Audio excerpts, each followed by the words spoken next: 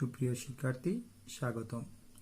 একাদশ ও দ্বাদশ শ্রেণীর ছাত্রছাত্রীর জন্য আজ আমি উচ্চতর গণিত প্রথম পত্রের চতুর্থ অধ্যায় থেকে বৃত্তের প্রাথমিক বিষয় সম্পর্কে ধারণা দেওয়ার জন্য তোমাদের সামনে উপস্থিত হয়েছি।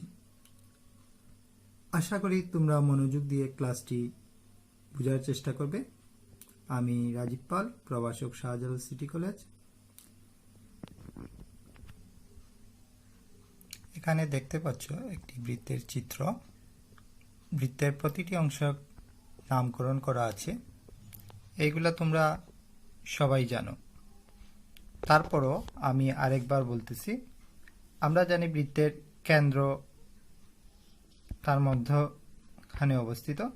কেন্দ্রের মধ্য দিয়ে যদি কোনো রেখা সেটা বৃত্তের পরিধি বরাবর যায়, তখন তাকে বলা হচ্ছে ব্যাস। আর ব্যাসের অর্ধেক হচ্ছে তার ব্যাসার্ধ। আমরা বৃত্তের চারপাশের যে অংশটা দেখতে পাচ্ছি তাকে বলা হচ্ছে পরিধি। এইখানে দেখতে পাচ্ছ কেন্দ্র ছাড়া যদি কোনো রেখা বৃত্তের মধ্য দিয়ে যায় তাহলে তাকে বলা হচ্ছে যা। আর যা দ্বারা কোনো বৃত্তচাপের অংশকে যদি আলাদাভাবে করা হয় তাকে বলা হচ্ছে বৃত্তাংশ বা সেগমেন্ট। তোমাদের জানা আছে বৃত্তকলা সম্পর্কে। আমরা অনেক সময় বৃত্তকলার ক্ষেত্রফল বের করে থাকি, তারপর আমরা বৃত্তচাপ বের করার এই সূত্রগুলো তোমরা অনেক আগে থেকেই জানো, আমি সেদিকে আর যাচ্ছি না।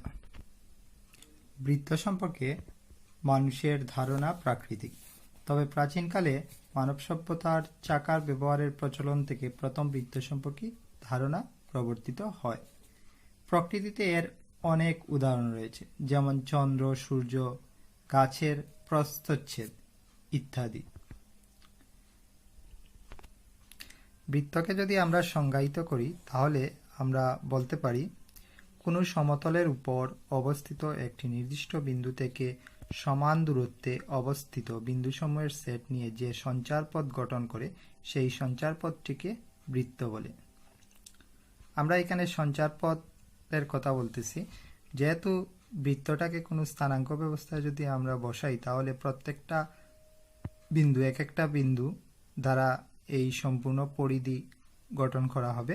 এই প্রত্যেকটা বিন্দুকেই আমরা যদি স্থানাঙ্কায়িত করি তাহলে আমরা একটা সঞ্চার পথ পাবো। এই সঞ্চার পথ দ্বারা যদি আমরা কোনো চিত্র অঙ্কন করি তাহলে সেটা বৃত্তের রূপদান করা যাবে। আমাদের আরো জানার অনেক কিছু আছে, যেমন বৃত্তকে সংজ্ঞায়িত করেছেন গ্রিক দার্শনিক প্লেটো। বৃত্তের ক্ষেত্রফল নির্ণয়ের সূত্র প্রকাশ করেন রাইট প্যাপিরাস। বৃত্তের বৈশিষ্ট্য নিয়ে আলোচনা করেন ইউক্লিড। আর গ্রিক শব্দ খিক্রস থেকে এই সার্কেল শব্দটি এসেছে। আমরা এখন জানতে চেষ্টা করব মূল বিন্দুতে কেন্দ্রবিষ্ট বৃত্তের সমীকরণ কিভাবে তৈরি করা যায়। আমরা মূল বিন্দুতে কেন্দ্রবিষ্ট বৃত্তের সমীকরণ জানি, x square plus y square equal to s square. এখন আমরা দেখব এটা কিভাবে আসলো। আমরা ধরে নেই একটা স্থানাঙ্ক ব্যবস্থায়, অকেন্দ্রবিষ্ট একটি স্থানাঙ্ক ব্যবস্থায় এ ব্যাসার্ধ নিয়ে আমরা এই বৃত্তটির মধ্যে একটা বিন্দু নিলাম P, যার স্থানাঙ্ক x ও y। এখানে ভুজ হচ্ছে x, কুটি হচ্ছে y। তাহলে এইখানে যেহেতু ব্যাসার্ধ a, তাহলে আমরা এখানে বৃত্তের x অক্ষ বরাবর একটা বিন্দু পাচ্ছি a0, y অক্ষের মধ্যে আছে 0a, আবার x অক্ষের বিপরীত পাশে -a0, y অক্ষের বিপরীত পাশে 0 -a। আমরা এই P বিন্দুকে কেন্দ্র করে যদি আমরা একটা ত্রিভুজ অঙ্কন করি, P বিন্দু থেকে x অক্ষের উপর PM লম্ব অঙ্কন করি, এখানে OM হচ্ছে x আর PMটা তখন হয়ে যাচ্ছে y। তাহলে এই ত্রিভুজের মধ্যে আমরা পিথাগোরাসের সূত্র অ্যাপ্লাই করতে পারি। এখানে ব্যাখ্যাতে আমি পিথাগোরাসের সূত্র ব্যবহার করেছি। এই পিওএম ত্রিভুজের মধ্যে পিথাগোরাসের সূত্র যদি বসাও, ভূমি স্কোয়ার প্লাস লম্ব স্কোয়ার ইকুয়াল টু অতিভ স্কোয়ার, তাহলে এইখানে যদি তোমরা মান বসাও, আমরা ভূমি পাচ্ছি ওএম স্কোয়ার, লম্ব পিএম স্কোয়ার, অতিভুজ হচ্ছে অপি স্কোয়ার। তাহলে আমরা ওএম সমান এখানে কত আছে এক্স, আর পিএম সমান ওয়াই, আর অপি সমান এ। তাহলে আমরা পেয়ে যাচ্ছি X square plus Y square equal to A square. তাহলে আমরা কিভাবে মূলবিন্দুতে যদি কেন্দ্র হয় তাহলে বৃত্তের সমীকরণ কিভাবে নির্ণয় করা যায় সেটা আমরা জানলাম। এখন দেখো নির্দিষ্ট কেন্দ্র ও ব্যাসার্ধ বিশিষ্ট বৃত্তের সমীকরণ। যদি নির্দিষ্ট কেন্দ্র দেয়া থাকে বৃত্তের এবং ব্যাসার্ধও নির্দিষ্ট থাকে তাহলে বৃত্তের সমীকরণটা কিরূপ হয়। এখানে আমাদের কেন্দ্র ধরে নিলাম এইচ কে, ব্যাসার্ধ ধরে নিলাম এ। তাহলে সমীকরণটা দাঁড়াচ্ছে X minus H whole square plus Y minus K whole square equal to A square. এখন এটা কিভাবে হলো সেটা আমরা জানার চেষ্টা করি। আমরা একটি স্থানাঙ্ক ব্যবস্থায় এখানে দেখো আমরা একটা বৃত্ত অঙ্কন করেছি। এই বৃত্তটা কেন্দ্র স্থানাঙ্ক দেওয়া হচ্ছে এইচ এবং কে, এবং তার ব্যাসার্ধ ধরে নেওয়া হয়েছে এ। আমরা এটা মূলবিন্দু থেকে বৃত্তটা কিন্তু অনেক দূরে আছে। এই বৃত্তের মধ্যেও একইভাবে আমরা পরিধির মধ্যে একটা বিন্দু নিলাম পি। তাহলে আমরা যদি খেয়াল করি ও বিন্দু থেকে আমরা পি এর অবস্থান নির্ণয় করতে চাই, তাহলে দেখা যায় ও থেকে এম পর্যন্ত যে দূরত্ব আমরা তাকে ধরতে পারি এক্স, এবং পি এম এই দূরত্বটাকে বলা হচ্ছে ওয়াই। কিন্তু আমাদের দরকার হচ্ছে এই সি থেকে ডি এর দূরত্ব এবং পি থেকে ডি এর দূরত্ব, কারণ আমার এই বৃত্তের মধ্যে ত্রিভুজের মধ্যে পিথাগোরাসের সূত্র ব্যবহার করতে হবে, ঠিক আগেরটার মতোই। তাহলে আমরা সি থেকে এক্স অক্ষের উপর সিএন লম্ব টানলাম, পি থেকে এক্স অক্ষের উপর পিএম লম্ব টানলাম, আর এইখান থেকে ওই পিএম এর উপর সি থেকে আরেকটা লম্ব সিডি অঙ্কন করলাম। ব্যাসার্ধ সিপি আমরা জানা আছে এ। যেহেতু কেন্দ্র এখানে এইচ কে, তাহলে ও থেকে এন এর দূরত্ব হচ্ছে এইচ এবং সি এন এর দূরত্ব হচ্ছে কে। আমাদের এখানে বের করতে হবে পিডির মান এবং সিডির মান। তা হচ্ছে পিএম যদি এক্স হয়, পিএম যদি ওয়াই হয়, তাহলে পিডি হবে কত ওয়াই মাইনাস কে, কারণ ডি থেকে এম এর দূরত্ব হচ্ছে কে, যার কারণে টোটাল ওয়াই থেকে কে মাইনাস। ঠিক একইভাবে আমরা যদি ও থেকে এম এর দূরত্ব জানি এক্স, তাহলে ও এন এর দূরত্ব হবে কত এক্স থেকে এইচ বিয়োগ করে দিব, আর এন এম আর সিডির মান একই। তাহলে আমরা এই পিসিডি ত্রিভুজে এখন যদি পিথাগোরাসের সূত্র বসাই, তাহলে এখানে লেখা যায় একইভাবে CD square plus PD square equal two পিসি স্কোয়ার। এখানে আমরা সিডি সমান লিখতে পারি এনএম স্কোয়ার, এখানে পিডি স্কোয়ার পিসি স্কোয়ার। এখানে এনএম সমান আমরা লিখতে পারি ওএম মাইনাস ওএন, ওএম থেকে ওএন বিয়োগ করলে এনএম পাওয়া যায়। ঠিক পিডি সমান আমরা লিখতে পারি পিএম থেকে ডিএম যদি মাইনাস করে দিই, তাহলে আমরা এখানে মাইনাস করার পরে আমরা ওএম এর মান এক্স, ওএন এর মান এইচ, তাহলে x minus H whole square, পিডির মান হচ্ছে ওয়াই, ডিএম এর মান কে। ওভারঅল হোল স্কোয়ার, আর পিসির মান আমরা জানি পিসি হচ্ছে ব্যাসার্ধ স্কোয়ার। তাহলে আমরা পেয়ে যাচ্ছি এখানে x minus H whole square plus Y minus K whole square equal to square, যা হচ্ছে নির্দিষ্ট কেন্দ্র ও ব্যাসার্ধ বিশিষ্ট বৃত্তের সমীকরণ। এখানে দেখতে পাচ্ছ লেখা আছে বৃত্তের সাধারণ সমীকরণ। এটা হলো বৃত্তের সাধারণ সমীকরণ, X square plus Y square plus 2gx plus 2fy plus c equal to 0।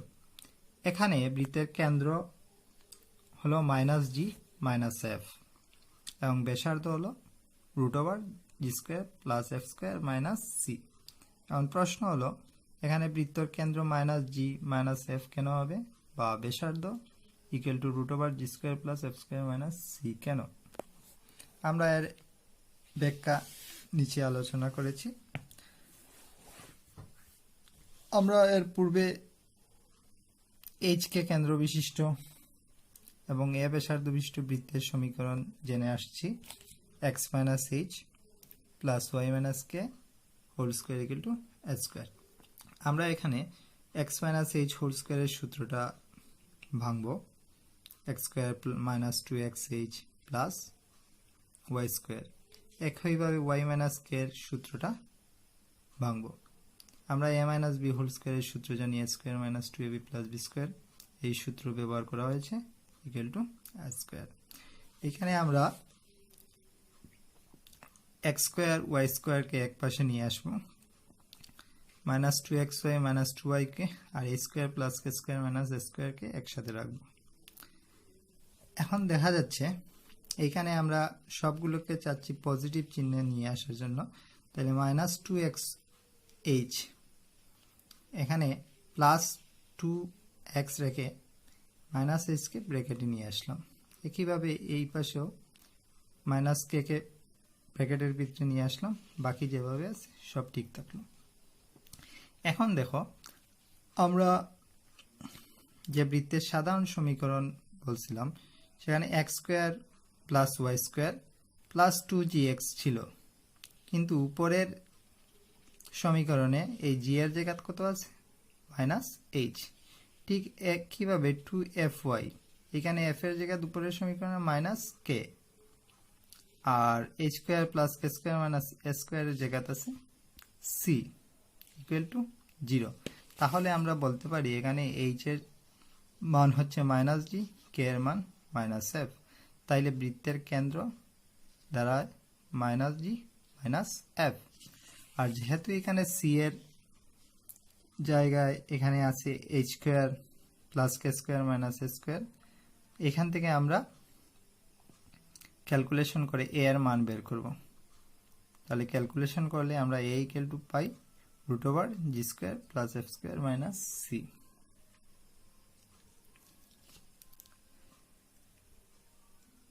আশা করি তোমরা বৃত্তের সাধারণ সমীকরণ কিভাবে তৈরি হয় এবং বৃত্তের কেন্দ্র এবং ব্যাসার্ধ কিভাবে পাওয়া যায় সেটা জানতে পেরেছ। আমরা জানব বৃত্তের কিছু সাধারণ বৈশিষ্ট্য যা দ্বারা তুমি একটা বৃত্তকে চিহ্নিত করতে পারবে। যদি কোনো সমীকরণ এক্স এবং ওয়াই এর একটি দ্বিঘাত সমীকরণ হয় তাহলে তাকে বুঝতে হবে সেটা একটি বৃত্ত। অবশ্যই এক্স ওয়াই এর একটি দ্বিঘাত সমীকরণ হতে হবে, প্রথম শর্ত। দ্বিতীয় শর্ত দেওয়া আছে সমীকরণে এক্স স্কোয়ার ও ওয়াই স্কোয়ারের সহগ সমান হবে, মানে এক্স স্কোয়ার এবং ওয়াই স্কোয়ারের সাথে যদি কোনো ভ্যালু থাকে সেটা সমান হতে হবে, মানে সহগ সমান হতে হবে। তৃতীয় হচ্ছে তা এক্স ওয়াই সমন্বিত পদ অনুপস্থিত থাকতে হবে, কোথাও এক্স ওয়াই সমন্বিত পদ থাকতে পারবে না। বৃত্তের কিছু বিশেষ ধারণা নিয়ে আলোচনা করি। যদি বৃত্তের সাধারণ সমীকরণকে আমরা নিয়ে আলোচনা করি, সাধারণ সমীকরণে আমরা কেন্দ্র পেয়েছি মাইনাস জি মাইনাস এফ, তাহলে দেখো এখানে আমরা বৃত্তের ধারণার মধ্যে ওই সাধারণ সমীকরণটা নিয়েই আমাদের চিন্তা করতে হবে। যদি কখনো জি ইকুয়াল টু 0 হয় তাহলে কেন্দ্রর ভুজ শূন্য হবে, অর্থাৎ কেন্দ্র ওয়াই অক্ষের উপর অবস্থিত। একইভাবে যদি তার কুটি মানে f = 0 হয়, তাহলে কেন্দ্রের কুটি শূন্য হবে, অর্থাৎ কেন্দ্র x অক্ষের উপর অবস্থিত। তাইলে কেন্দ্র G এবং F এই দুইটার মান যদি শূন্য হয়ে যায়, তাহলে কখনো G শূন্য হলে কেন্দ্রের ভুজ শূন্য, অর্থাৎ y অক্ষের উপর অবস্থিত, আর যখন F শূন্য হবে তখন সে x অক্ষের উপর অবস্থিত। আর কখনো যদি C শূন্য হয়ে যায়, তাহলে সমীকরণটির মূলবিন্দু 0, 0 দ্বারা সিদ্ধ হবে। কখনো যদি C এর মানটা 0 হয়, তাহলে মূলবিন্দু 0, 0 বিন্দু দ্বারা সিদ্ধ হবে, অর্থাৎ বৃত্তটি মূল বিন্দু দিয়ে যাবে। বৃত্তটি যদি x অক্ষকে স্পর্শ করে, তাহলে g² = c হবে, শর্ত।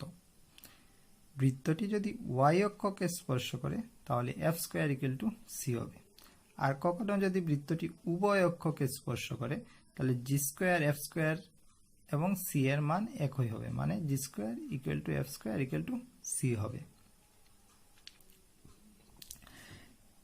তারপরে এখানে দেখো, বৃত্তটি দ্বারা x অক্ষের খণ্ডিত অংশ, যদি কখনো বৃত্তটি কোনো x অক্ষকে খণ্ডন করে, এইভাবে আলাদা করে, তাহলে এই x অক্ষের খণ্ডিত অংশের পরিমাণ নির্ণয় করতে হয়।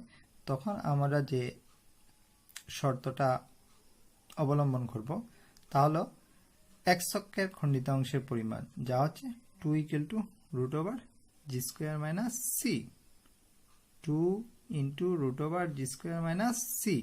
আর যদি একইভাবে বলে বৃত্তটি দ্বারা y অক্ষের খণ্ডিত অংশের বা খণ্ডিত অংশের পরিমাণ, মানে এই অংশটা যাচ্ছে y অক্ষের মধ্যে যে অংশটা খণ্ডিত আছে তার পরিমাণ বের করতে হয়, তাহলে আমরা সেটা লিখব 2 = √f² - c। আশা করি তোমরা এই অংশটুকু বুঝতে পেরেছ। দুইটি বৃত্ত পরস্পরকে স্পর্শ করার শর্ত। দুইটি বৃত্ত পরস্পরকে স্পর্শ করতে পারবে, কখনো বহিস্থভাবে, আবার কখনো অন্তস্থভাবে। দেখো, যদি দুইটা বৃত্ত পরস্পরকে বহিস্থভাবে ছেদ করে, এখানে C1 কেন্দ্রবিশিষ্ট একটি বৃত্ত এবং C2 কেন্দ্রবিশিষ্ট একটি বৃত্ত। C1 এর ব্যাসার্ধ, এখানে C1 বৃত্তের ব্যাসার্ধ হচ্ছে R1 এবং C2 কেন্দ্রবিশিষ্ট বৃত্তের ব্যাসার্ধ হচ্ছে R2। তারা পরস্পর কে বহিস্থভাবে ছেদ করেছে। এখন এই রকম যদি দুটা বৃত্ত পরস্পরকে স্পর্শ করে, তাহলে তাদের ক্ষেত্রে আমরা একটি শর্ত জুড়ে দিতে পারি, সেটা হচ্ছে C1 C2 = R1 + R2, অর্থাৎ কেন্দ্রদ্বয়ের মধ্যবর্তী দূরত্ব C1 এবং C2 থেকে যে দূরত্ব = আমরা প্রথম বৃত্তের ব্যাসার্ধ প্লাস দ্বিতীয় বৃত্তের ব্যাসার্ধের যোগফল, অর্থাৎ ব্যাসার্ধদ্বয়ের সমষ্টি। তাহলে দুটা বৃত্ত যদি বহিস্থভাবে স্পর্শ করে, তাহলে আমরা লিখতে পারি কেন্দ্রদ্বয়ের দূরত্ব = ব্যাসার্ধদ্বয়ের সমষ্টি।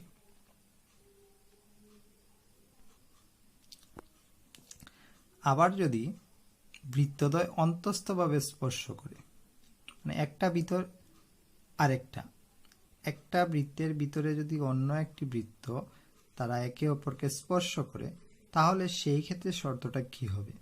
দেখো, এখানে চিত্রের মধ্যে C1 কেন্দ্রবিশিষ্ট একটি বৃত্ত, যার ব্যাসার্ধ হচ্ছে R1, আর C2 কেন্দ্র দ্বারা নির্মিত বৃত্ত, যার ব্যাসার্ধ হচ্ছে R2। তো এইরকম যদি পজিশনে দুটা বৃত্ত একে অপরকে স্পর্শ করে অন্তস্থভাবে, তাহলে তখন তার শর্ত হচ্ছে C1 C2 = R1 - R2। এখানে যেহেতু বৃত্ত C1 কেন্দ্রবিশিষ্ট বৃত্তের ব্যাসার্ধ R1 সে বড়, আর C2 কেন্দ্রবিশিষ্ট বৃত্তের ব্যাসার্ধ R2, সে হচ্ছে ছোট। তাহলে এখানে শর্তে অবশ্যই R1 গ্রেটার দেন R2 হবে।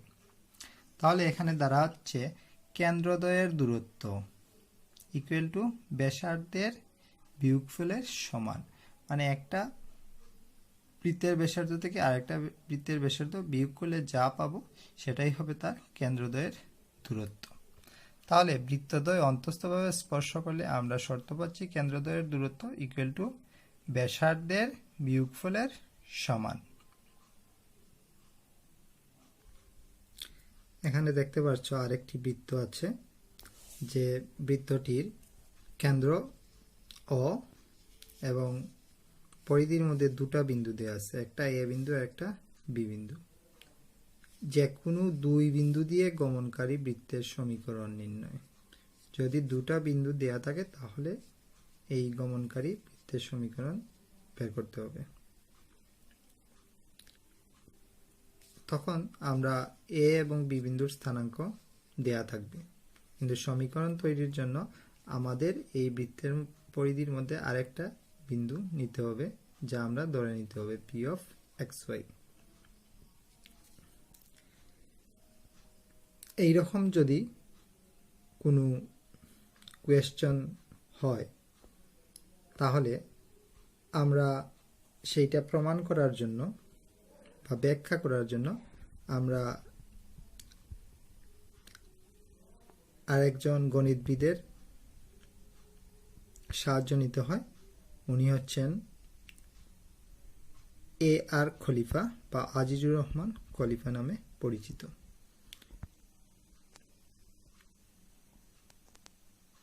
উনি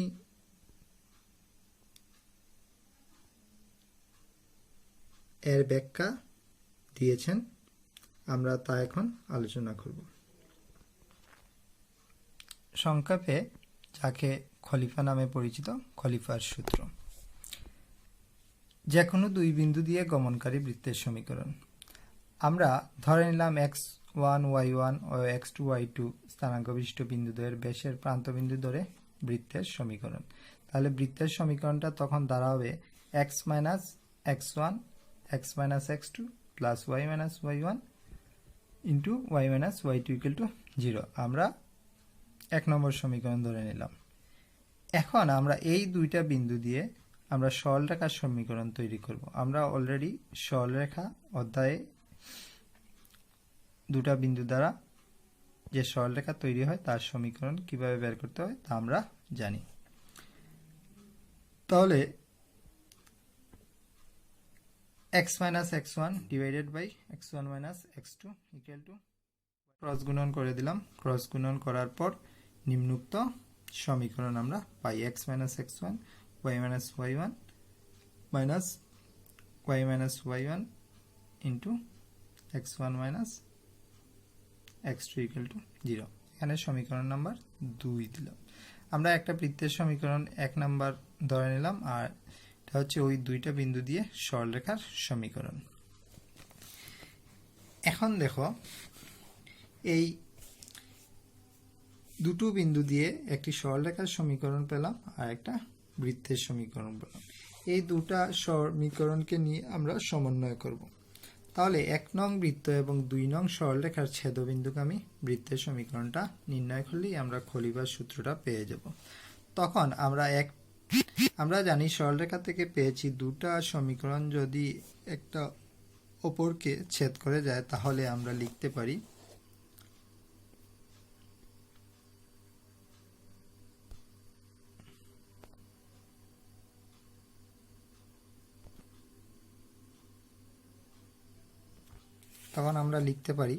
x minus x1 x minus x2 plus y minus yn y minus y2, এটা প্রথম সমীকরণ, প্লাস k ইন্টু দ্বিতীয় সমীকরণ x minus x1 y1 minus y2 minus y minus y1 into x1 minus x2 equal to 0, যাই খলিফার সূত্র নামে পরিচিত। তো খলিফার সূত্র তখনই হবে যখন দুটা বিন্দু দ্বারা একটি বৃত্ত হবে আবার একটি সরলরেখাও তৈরি হবে, তখন সেই সমীকরণকে খলিফার সমীকরণ বলা হয়। অনেক সময় পরীক্ষায় আসতে পারে খলিফার সূত্রটি লিখো।